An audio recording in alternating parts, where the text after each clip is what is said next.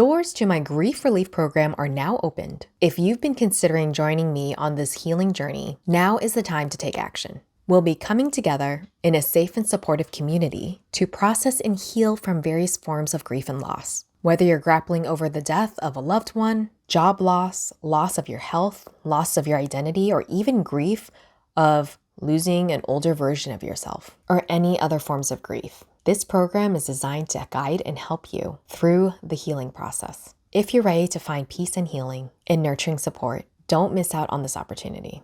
I'm here to help you feel less alone. To learn more and sign up, visit thehappyhealingshop.com/grief. Again, that's thehappyhealingshop.com/grief.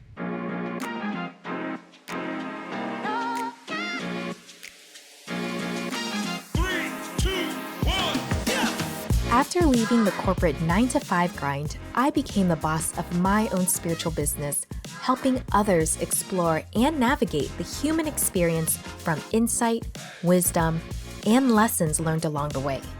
Today, I help aspiring spiritual entrepreneurs gain the confidence to share their gifts with the world. Welcome to the Happy Healing Shop podcast. I'm your host, Trang Pham Nguyen, and each week we'll dive into incredible stories of strength, resilience, and transformation. So, if you are ready for some serious breakthroughs, laughs and tears, and stories that will inspire you, you are in the right place, my friend. Let's get started. Welcome to another episode. I have been crying a lot lately because as I've been preparing these next couple of episodes where I talk about different forms of grief and loss, a lot of emotions came up for me, and it made me realize how much I've been through. And I realized that even though there's times where I've processed it, it's really kind of the feeling of sadness of how much a human has gone through. And I know I'm not the only one that is suffering. Everyone in this world is suffering as well. So today is a continuation, part 2 of talking about losing a loved one. In this case, for me, it's my mom. I've lost my aunt and uncle, but I'll talk more about my mom since there was a lot of more things I had to put up and deal with during that time.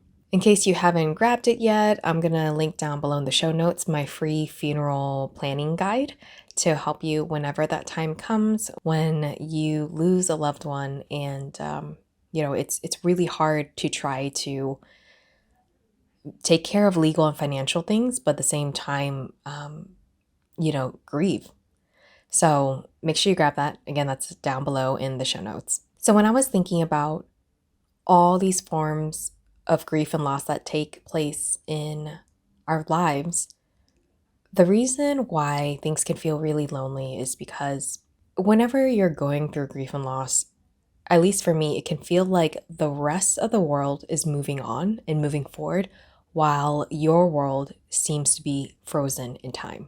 So I'm going to start off by reading a journal entry I wrote for myself about a year or two after my mom passed away, and I was reflecting on her death. Before bed, I wrote in my 5-year diary, glanced at the top of the page, and tears welled up in my eyes.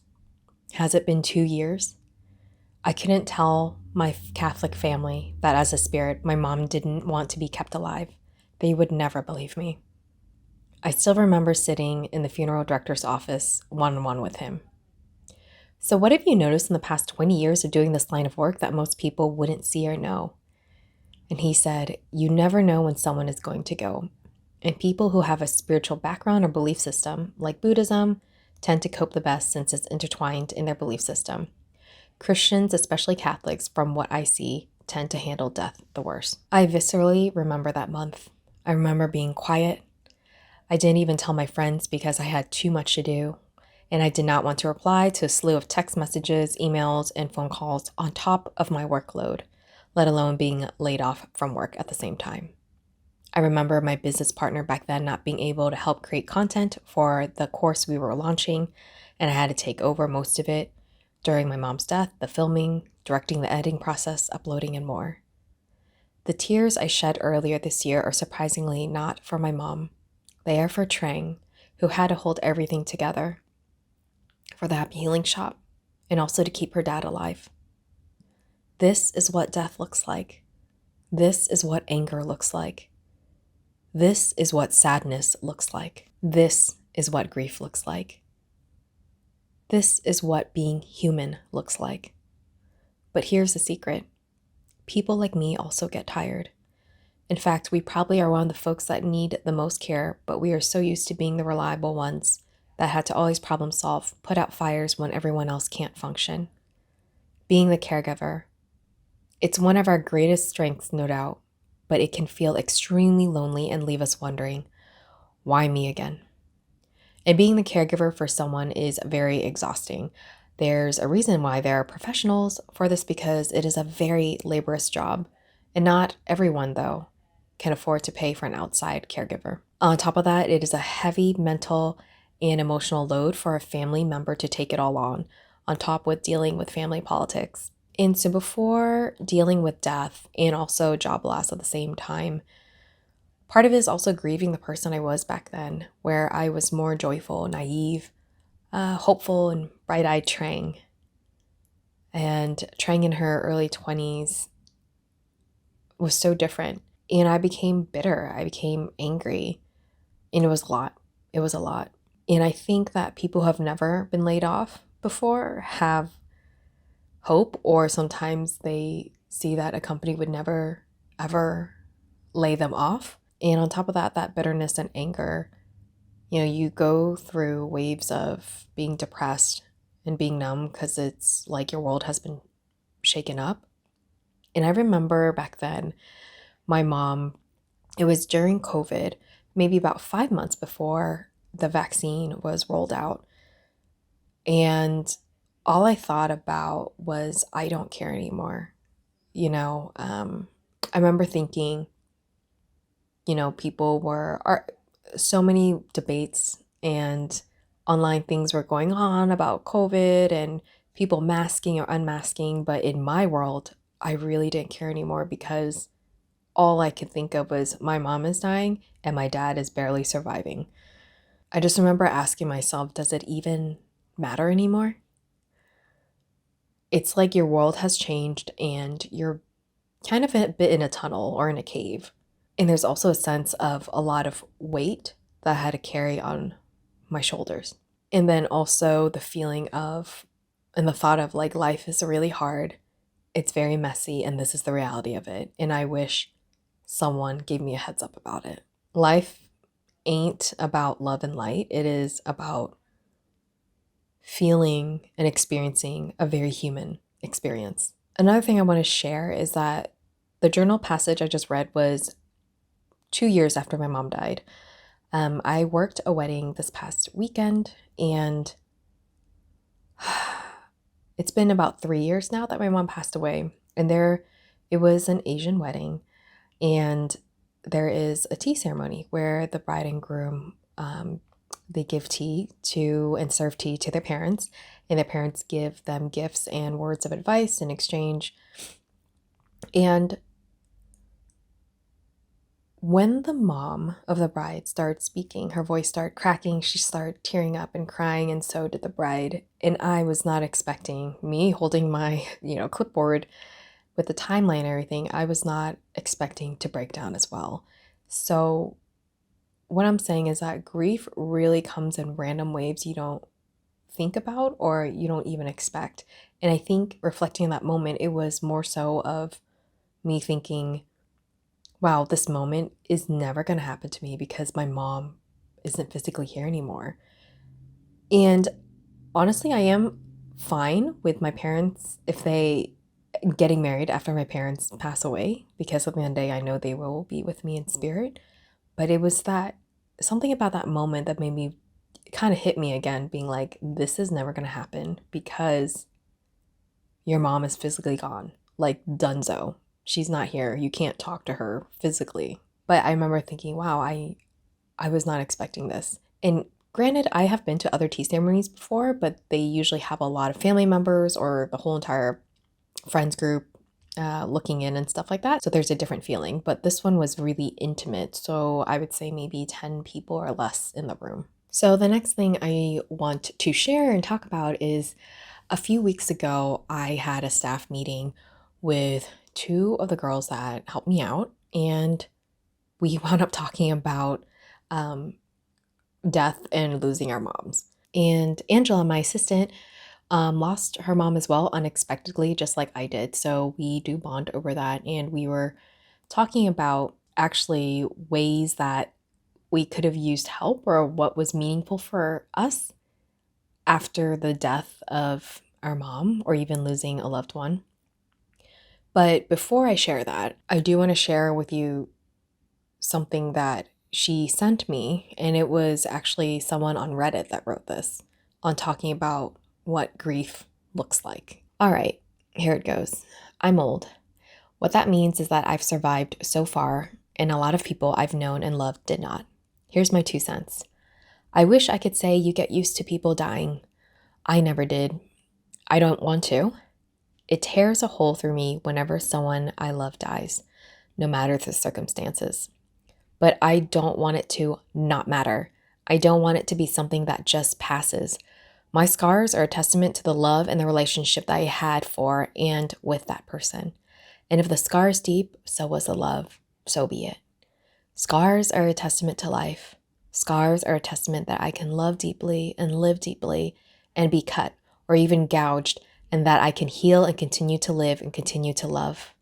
And the scar tissue is stronger than the original flesh ever was. Scars are a testament to life. Scars are only ugly to people who can't see. As for grief, you'll find it come in waves. When the ship is first wrecked, you're drowning with wreckage all around you. Everything floating around you reminds you of the beauty and the magnificence of the ship that was and is no more. And all you can do is float. You find some piece of the wreckage and you hang on for a while. Maybe it's some physical thing. Maybe it's a happy memory or a photograph. Maybe it's a person who is also floating. For a while, all you can do is float and stay alive. In the beginning, the waves are 100 feet tall and crash over you without mercy. They come 10 seconds apart and don't even give you time to catch your breath. All you can do is hang on and float.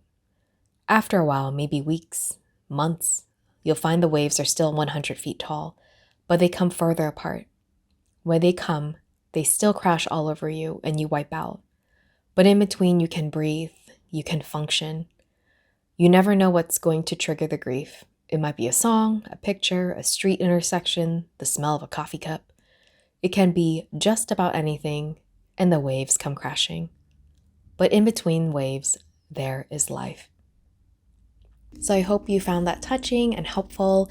The next thing I want to talk about is during this staff meeting where you were talking about what we found to be helpful or what meaningful things people did for us that helped us out during the aftermath of dealing with our mom's death. And so sometimes it feels difficult when you are far away from someone and you feel like you can't help them because you live far, whether it's a friend or a colleague.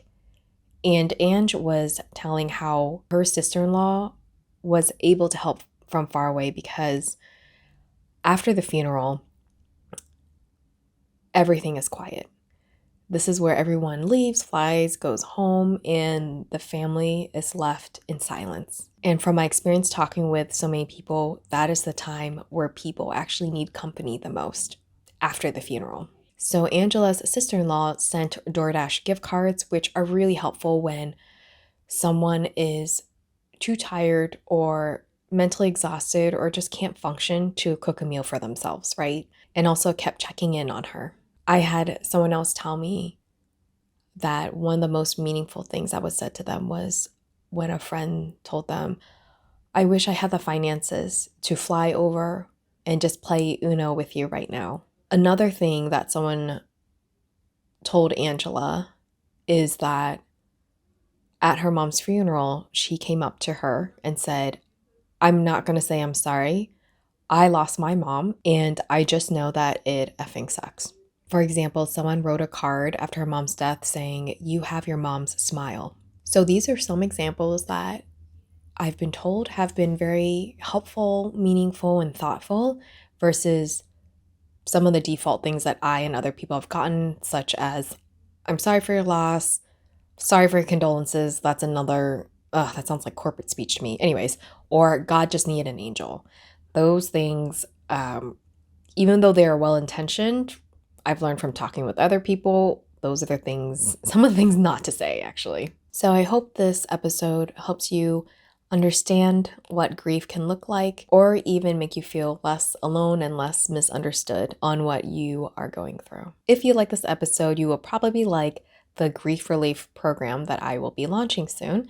For more information on that, visit thehappyhealingshop.com/grief. If you're looking for support in a spiritual community to join that gets and understands you, where you feel seen, heard, and validated, come join our Facebook group called The Happy Healers. To deep dive more with healing events, spiritual workshops, we also have the Happy Healing Club. I'll link all those down below in the show notes. And if you have 10 seconds to spare, please rate and review my podcast on Apple or Spotify. Always remember to shine your light brightly and to share your story, because you never know who it can help, give hope to, or inspire to create a change in their own world.